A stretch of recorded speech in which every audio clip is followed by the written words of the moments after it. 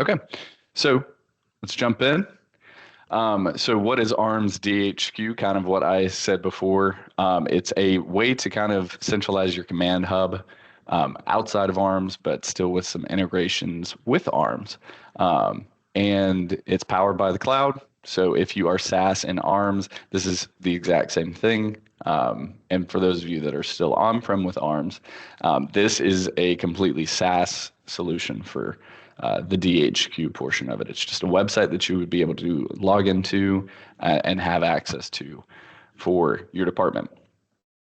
It's one hub for everything, a way for more for administrative tasks, so scheduling, fleet management, stuff like that, that you can do through the DHQ system. It's kind of there to help with daily operations, and it is built for ARMS, so you're already using the ARM software, so this would be something you'd be able to kind of integrate with that. All right.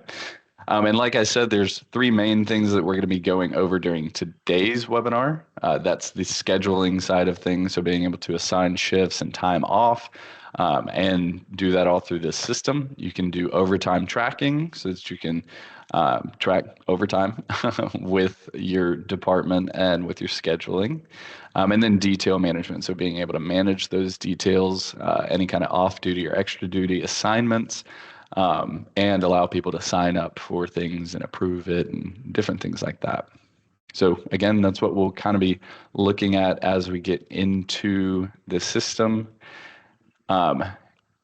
Another thing that you can kind of think about as you go through this, and you'll probably hear me say this at the very end too, but if you are interested in upgrading to have ARMS DHQ added to your system so that you can have access to being able to do the scheduling and everything we're going to be talking about today, you can reach out to us. We're doing a 50% off for existing ARMS customers right now. And if you are interested, you can reach out to sales@arms.com. You can do support@arms.com if that's what you're used to. And you can also call 1-800-776-6783 to get in touch with us. All right. So let's go ahead and get the demo started. So Jason, I'm going to go ahead and pass it to you. You can share your screen and get started. All right, everybody. Like Devin said, we're going to take a look at some of the things he's been talking about to this point. Let me share my screen out here. Devin, let me know when that pops up. Yep, you got it. Cool. So, brief overview, just for anybody who has not seen DHQ before at all. My demo screen here is set up to show a little bit of everything. It's a little busy. You have the ability to control, change any of these links on the screen. Everything moves around in that sort of widget concept. So, I have different things on here to show off all sorts of different features, but you do have the ability to, have this really change to meet exactly what your department wants and needs and wants to see or have links to, or kind of your own specific dashboard, really, that you can make. You can use it to launch into ARMS, you can use it to launch into scheduling, you can use it to launch into other vendors' software that you have. So it can really kind of be a springboard, kind of first event of the day login, to where they log into here, seeing the things that you want them to see, and move on to dispatching or logging into ARMS Reddit case reports or whatever else they may be doing. So with that just balled up there in one little quick explanation, what we're mainly looking at here today is the three big items that we missed on the first demo. So in the first demo, we went over a lot of the sort of miscellaneous features that DHQ has, to where you're tracking quartermaster and you're tracking your fleet management, you're tracking your roll call and all sorts of things like that. This jumps into the sort of three-headed beast that is scheduling, overtime, and extra details. So they are really three very large, pieces of the puzzle here, to the point that they kind of deserve their own webinar. Thus, we're here today. So in my system here, you'll notice up at the top, I've got two options here for detail system and schedule. So for these two things, I have pretty much everything in my system set up to fall underneath those two tabs. With each of these tabs, though, you can create very unique landing pages for all your different departments. So before we go too deep into anything, let me just show you once again. We looked at this a little bit in the first webinar. Apologies anybody who's getting repeated to right now. But if I go to my patrol division page, which I made for my patrol division users, and I scroll down, I see their schedule, just my patrol division schedule. So that way the patrol division users have their own landing page to where they see their schedule as well as those that are relevant to them. So they have the ability to really, create this sort of unique landing page for the users to where a patrol user doesn't necessarily have to see every single person in the department's schedule. For one, that would be just blindingly long to look at, but two, it would just show them a bunch of information they don't need.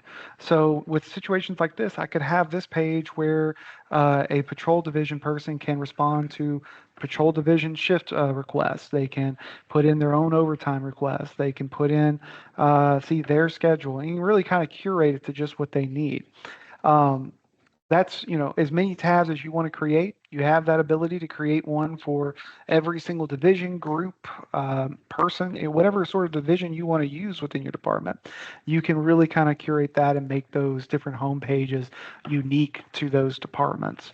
So what I've got here is sort of my master schedule page that I've set up. So when I come into here, rather than being just focused on patrol division, this screen is going to be focused on me managing the department's schedule. This is where I, as an admin, can come in and sort of see, everybody's schedule, update schedules, respond to requests for, PTO, or respond to people that are putting in bids to work extra shifts, any of those things. I can come into here and kind of use this screen to handle that.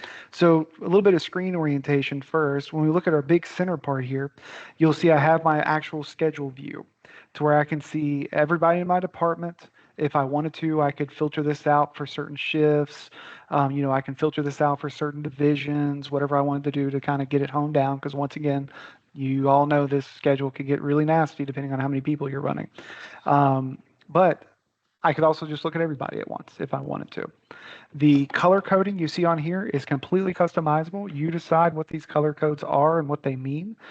In my system here, I have a few different color codes set up for different things. For example, red is when somebody was on shift, but they were approved for a vacation day.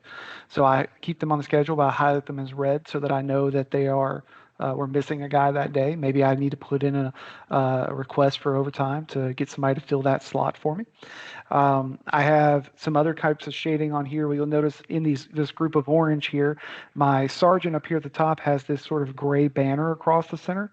Doing that just to mark that they're a sergeant, mark that they're going to be my shift leader at that shift.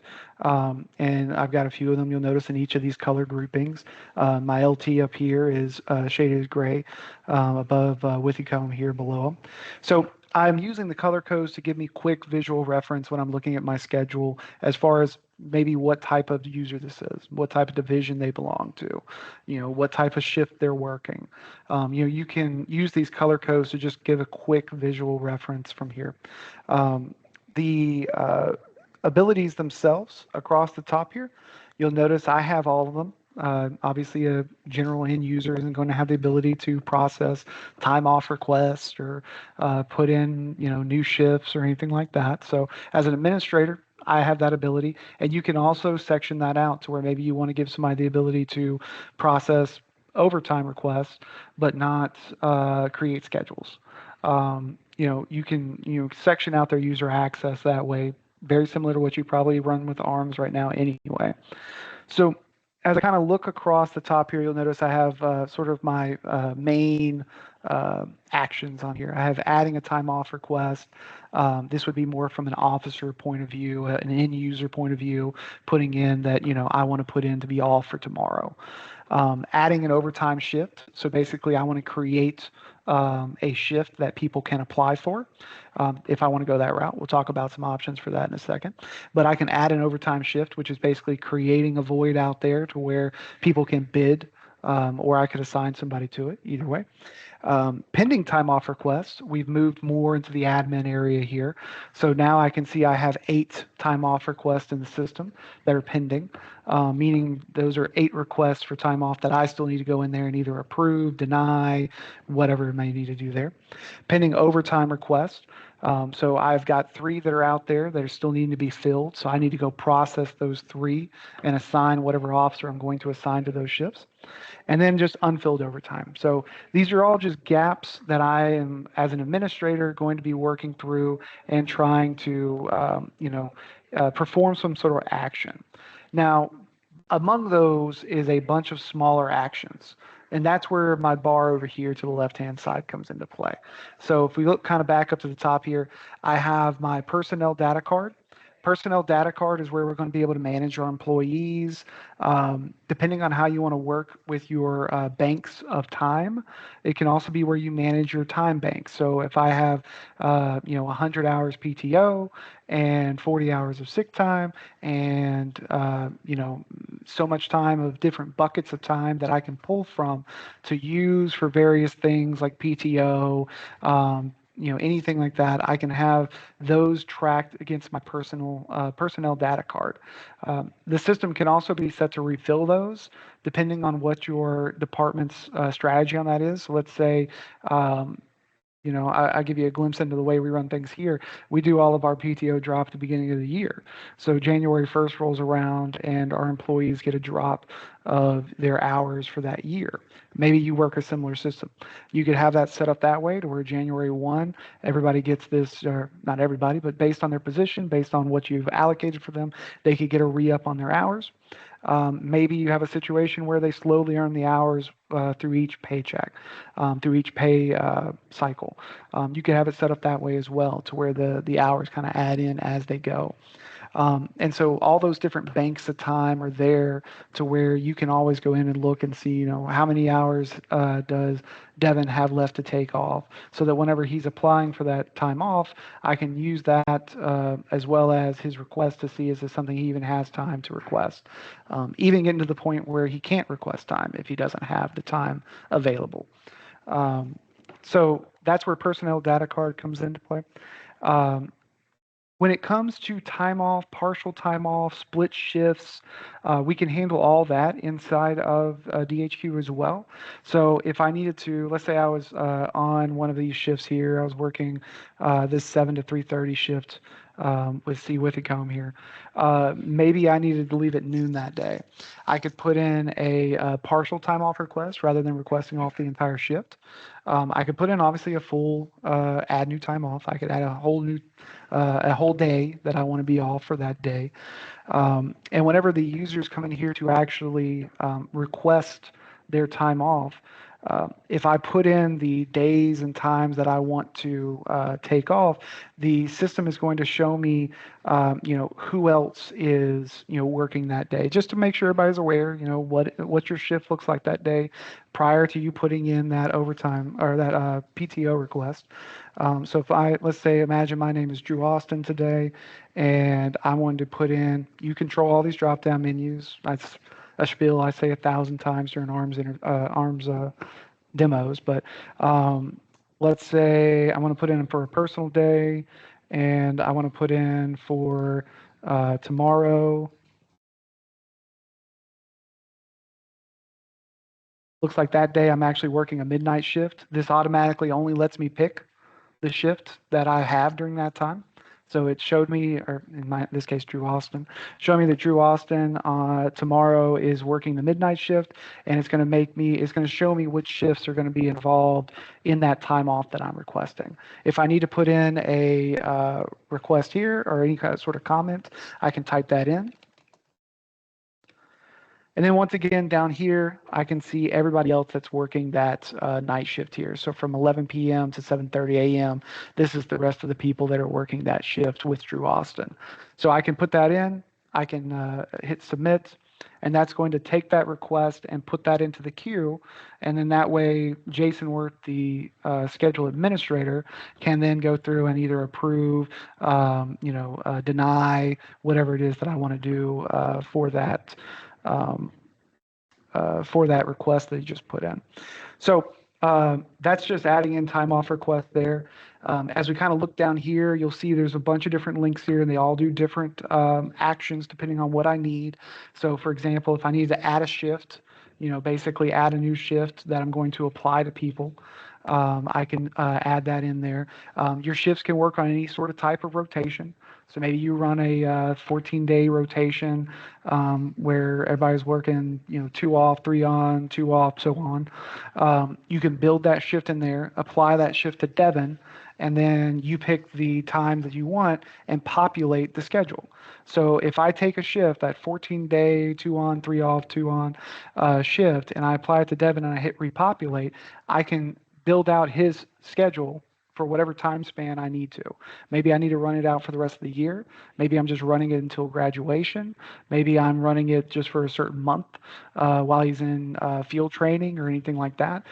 Each of those shifts can have different qualities. All I do is I apply it to Devin and I hit repopulate. And in anywhere during that date span that is available for that shift, Devin will now have that shift attribute there. So I can start it on whatever day I want. So, you want to start your schedules on Sunday, you can have it start on a Sunday.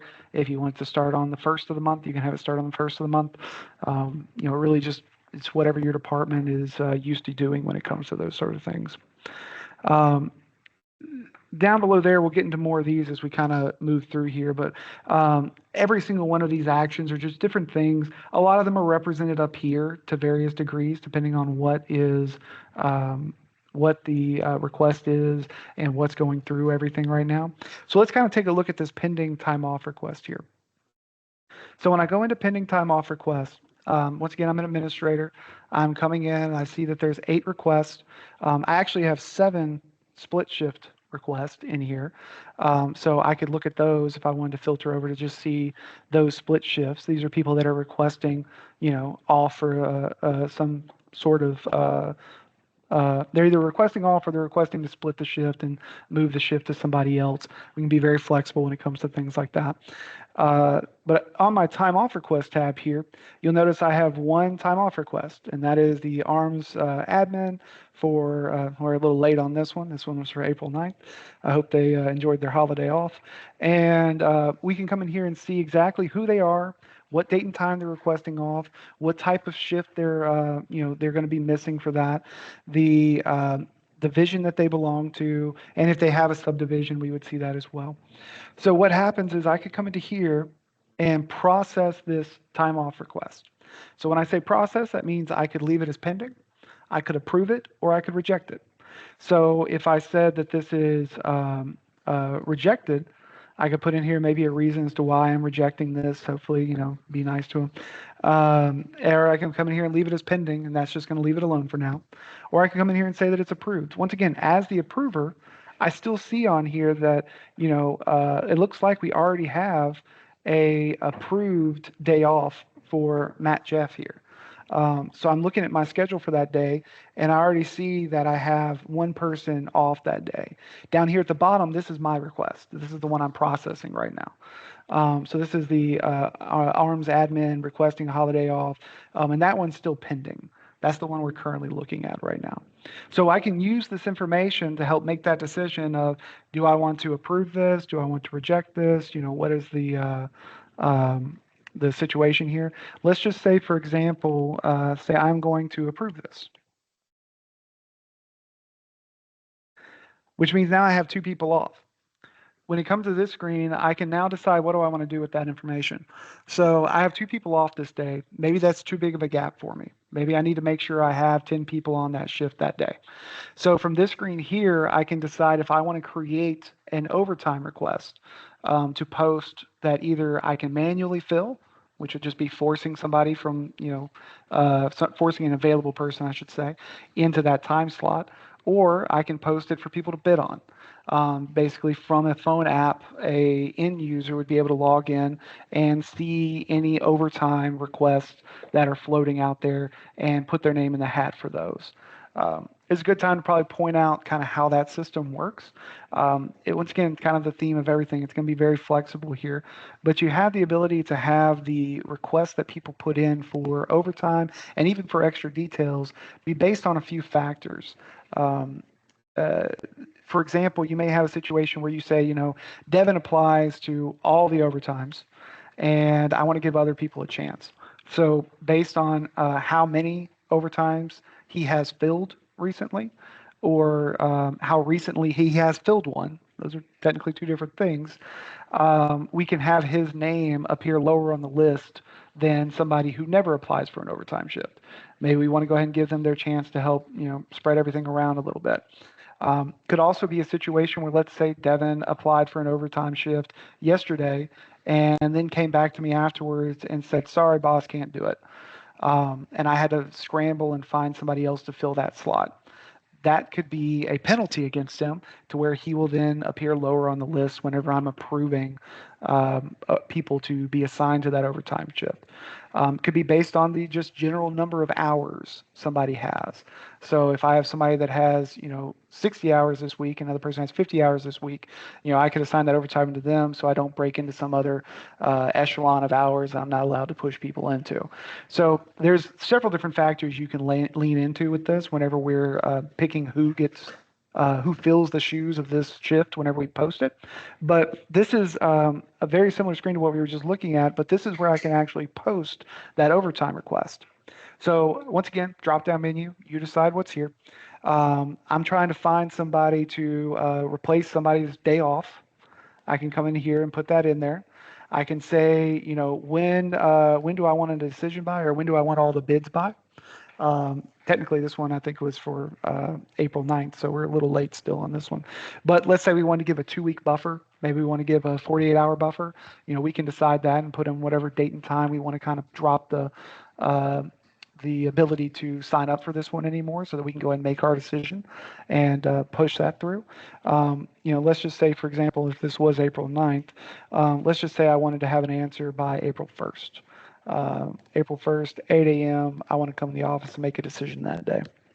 Down below there, I can actually see everybody else that's on that shift. So once again, it's just helping me make that decision of whether or not I want to generate that overtime job. I can also filter this out to where only certain divisions of people can apply for it.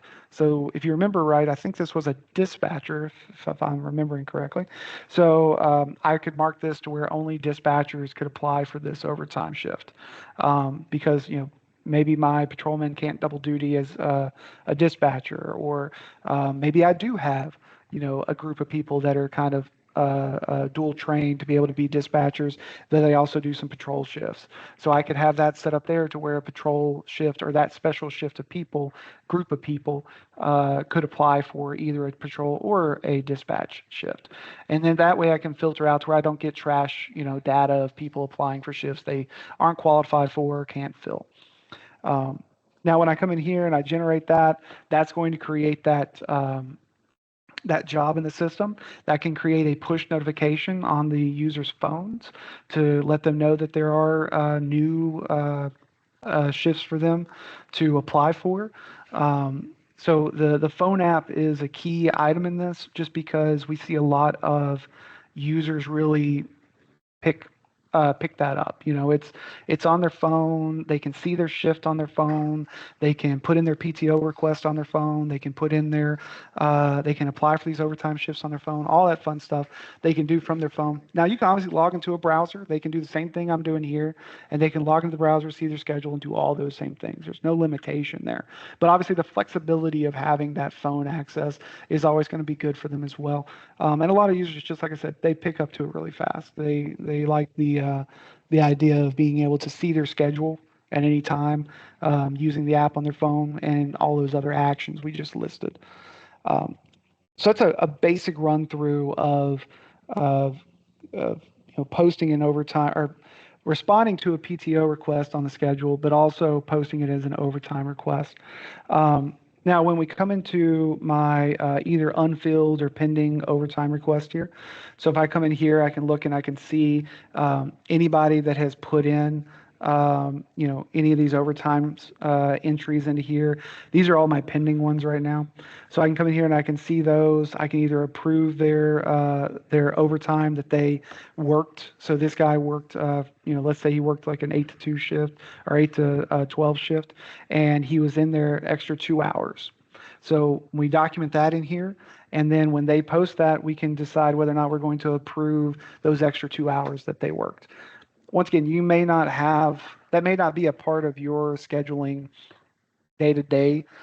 Maybe that's something where you're tracking somebody clocking in and out of another system, and you don't need to be able to track those extra overtime hours through here specifically. But it is a feature for some of those that don't have access to that. So if somebody does get stuck on a call, they get stuck somewhere and they had to work a couple extra hours, we're still documenting that too, because at the end of the day, what we want to be able to do is we want to take this data and exchange it out to your payroll system. You may be using, Banner as your payroll system. You may be using Munis.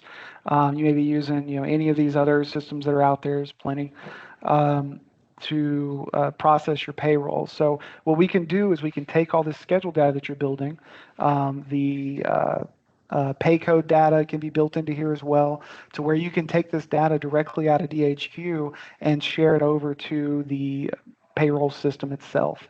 That way you can actually take that information and make use of it at the end of the day to be able to track what times everybody's working, when they're not working, when they asked off, what their PTO looks like, how many hours they have left.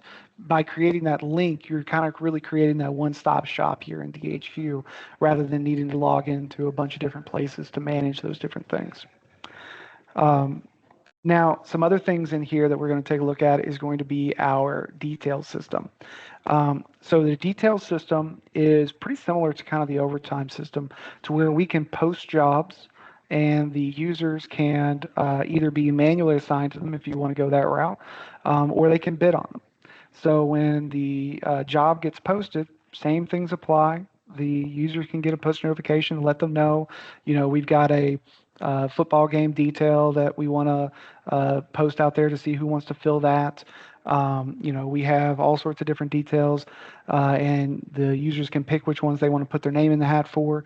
And then at the end of the day, if nobody assigns for it, or depending on your work process, you can also manually assign people to those details. So to give you an idea here where this starts, let's start at the create job step. So you build vendors into here, as many as you want. Let's just say I'm using AI engineers here.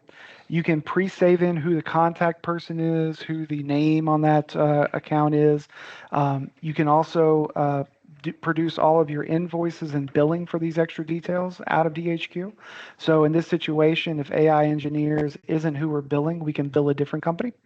So the detail is that AI engineers, but maybe we're billing A plus paving. You can create as many of these vendors as you want in here, so there's nothing limiting you there. You can also track, obviously, vendors that pay and they don't pay.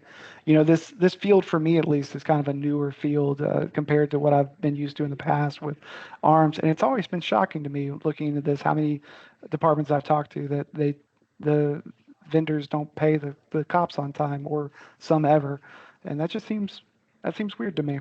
But all that aside, that lets you track that in the system, to where you can actually track, which vendors are your good payers, how fast do they pay. You can track what invoices are out there, which ones are paid, which ones are pending. So you kind of have that whole bookkeeping scenario here as well, to where you can really get all of the ins and outs of this extra detail work for your department done in one system once again, rather than splitting out, building invoices in some other system and posting a sign-up sheet on a cork board somewhere that people can write their names in. So you can make this all electronic, make this all trackable, really move into the modern day when it comes to being able to have an app that people can apply for these shifts on. I got off a little bit of track there, but adding in the job, you're going to put in, when is it starting? You can make it recurring if you needed to. So the job can be something that's posted every other week, every day, every third Tuesday. You can have it recur. But you can state how many hours that job is, how many officers are needed for it. So that's going to create 3 slots for this one if I put in a 3 there. If there's any specific details, are we going to need any cruisers for this? Is it out of town or not? Because we're going to have to track that usually for some payroll purposes. What type of job this is. So you can, once again, pre-build these in to where different types of jobs have different pay grades. May have different overtime. If an event goes long, may have a different overtime pay grade to it. All these different factors can come into play, and you can pre-build all those job types into here. So once again, you don't have to remember that, look it up, or do any math on your own. It's going to apply all that math here when it's building those invoices for you. Whether or not there's a supervisor required for this detail, if there is, how many supervisors are needed, and once again, we're adding this in to where you can have it to where, I need 3 officers and 1 supervisor. So my officers, when they go in and they see options, they'll see those 3 slots. When my supervisor goes in, they'll see that there's a slot available for them as well. So, once again, there is, a sort of a workflow here to where maybe you want to set it to where the supervisor could also apply for one of the officer slots. You can really carve that out exactly how you want it to function in the system here. Whether or not there's alcohol at this site or this event, any other notes, just these are some notes. And then, like I said, you can set up recurrence as well. So when we come in here and we actually put in a date and time for this, when we put in these detail requests, then we have it to where we have the okay, talking too much instead of typing. The once the job's in there, it picks back up where we said before. They'll have the app to where they can request that job. You can go in and either accept them. You can have it to where let's say we wanted to assign one of these details. Let's go to tomorrow, day shift. So I have these 2 details that I've posted. I have detail number 1, detail number 2. So Matt Jeff here has put in. So I can click on him. I can see, each of my my details in here. I can see the type of detail, what the vendor is that's putting that detail out, where the location is. You'll notice here I have 2 because I put in for a supervisor on this one. So not only do I have a slot for a supervisor, which is what I have up here, but I also have the slot here for the actual officer if I wanted to pull them down for that. These are all the ones that we could assign him for on that date and time. So I could say, maybe I tried to call him and let him know that he's going to be working this detail, and he said, oh, by the way, no. So I could say refuse with penalty. So that way I'm putting in that he's refused it after he put in, which is wasting my time. And then once again, it'll mean that he won't appear as high on this list later on. I can refuse without penalty. Maybe I look at this list and he's out on medical leave and didn't remember to take his name out of the hat for this. I'm not going to hold that against him. So I can mark that he refused it and not put a penalty on his account for that. Let's say he was out on medical. I can put that in. That'll process him out of that as well and mark him as refused on that one. I don't have anybody else that put in on this day, so I don't have anybody else to process. But if I look at this and I say, well, yeah, but I still need somebody, then I can come down here and pull from my other groups of officers and actually manually assign somebody if I had to. Just gives me another way to kind of get somebody in that time slot, fill in that need for the department. You have settings on those personnel cards we talked about earlier to decide who does and doesn't have the ability to appear on those manual assigned lists. So maybe you have some officers or groups or divisions that are tracked in such a way to where you can manually assign them, and other groups you can't. So just to limit yourself, so you don't have anybody that accidentally gets assigned to something manually when they're not supposed to, or they can only be assigned to certain types of shifts. You can filter that out as well to where when I'm selecting all officers, I'm not really seeing all officers. I'm seeing all officers that are available to be assigned to this based on their personnel card, based on their division, based on the type of incident that I'm assigning them to. And we're just trying to kind of put that on rails as much as possible to where the department doesn't have to do all the manual lifting of remembering, tracking, saving all that information. It's all tracked in DHQ. You're able to run reports on any of these items that we've talked about. To be able to run any of those invoices, print those out, mark them as paid when the money comes in. All those fun things that we need to be able to do here. We can track all that in here between the scheduling system, the overtime system, and the extra detail system. And that is my basic spiel here. There's a lot. What I always say with most of our demos, I could sit here and talk for hours on it. So what we're doing with these demos here is creating some basic knowledge for you so you know kind of what are the offerings out there that we have so that you could be better prepared if it's something you're interested in and you have, specific needs at your department you want to talk about. We'll be happy to go over that with you. So if we want to start out with Q&A here, Devin, I know some of these questions may be extremely specific. I haven't looked at the questions at all yet. There may not even be a question. Devin's laughing. It's not making me think that that's the case.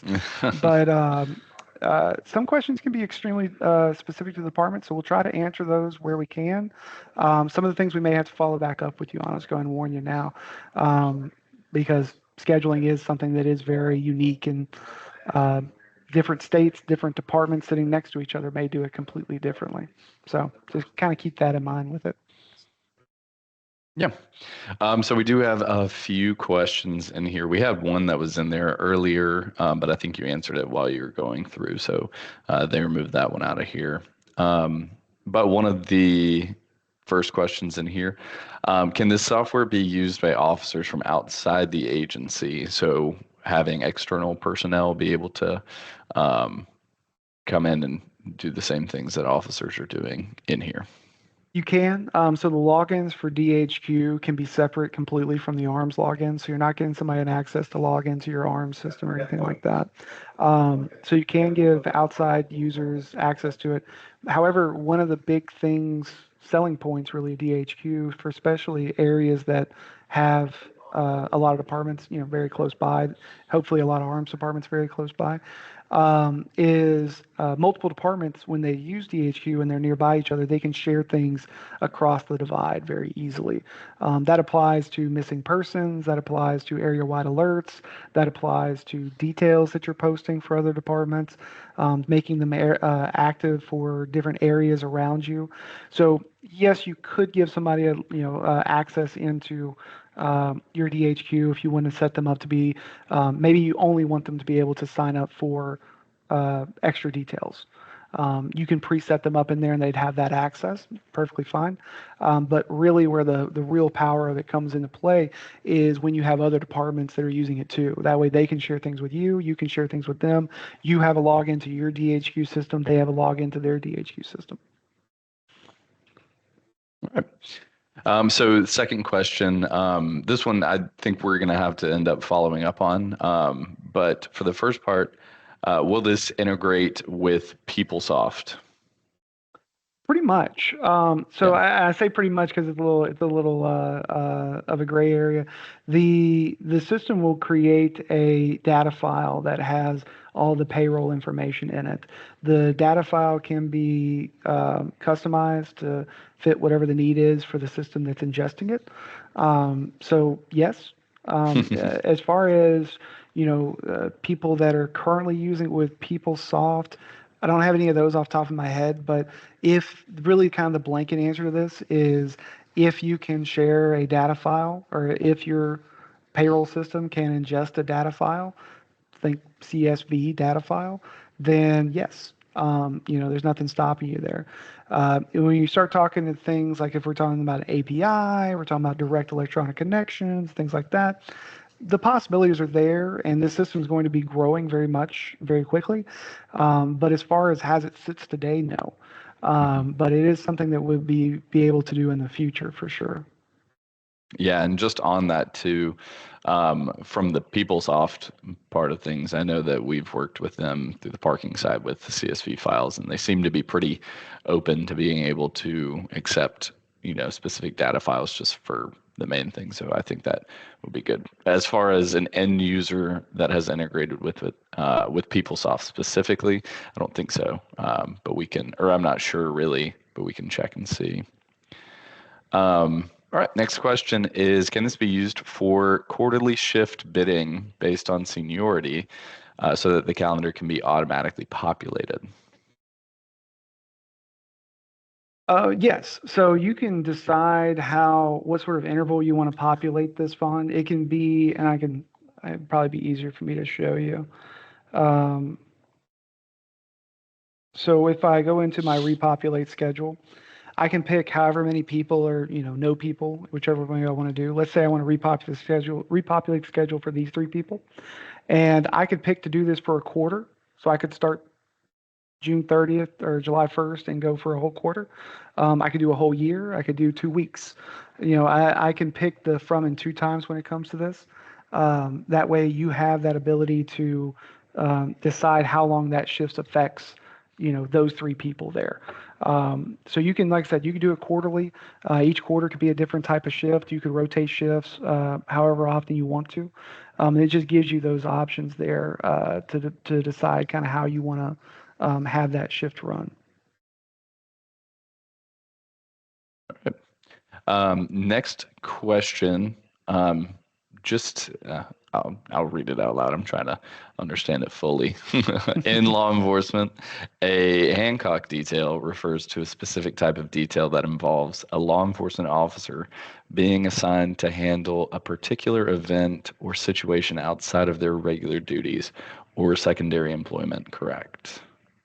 Yes. So we have many different ways we can attack, when it comes to our detail system and our overtime systems. So you'll notice kind of up here at the top, I've got a few different options between my sort of basic scheduling system. I've got a Hancock details, bidding or NRPD, which is a specific department that's using this. Kind of the flexibility of when it comes to these things. Some of them are going to be a little bit more rare, for different departments.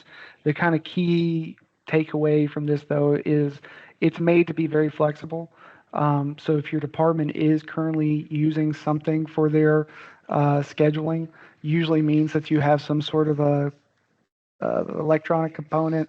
If it's possible to make a kind of a rhythm out of it, we can build that into here.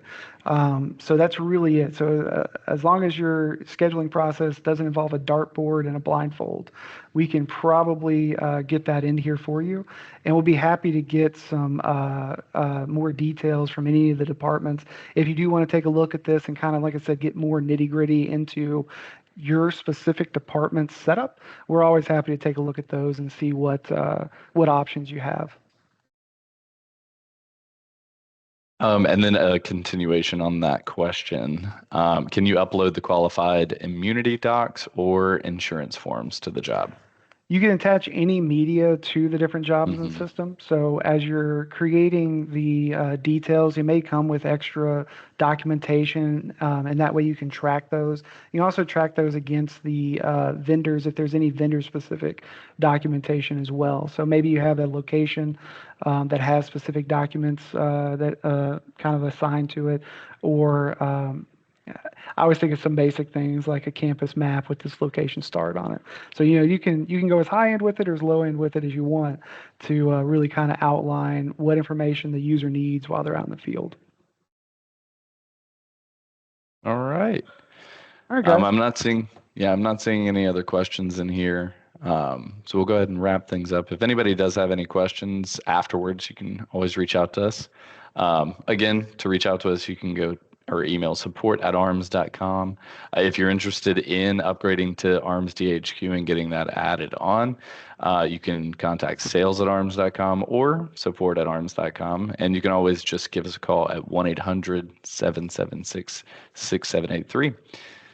All right, so thank you guys for joining today's webinar. We'll be doing some more of these, so be on the lookout for some more emails on this. And otherwise, I hope you guys have a great rest of your day.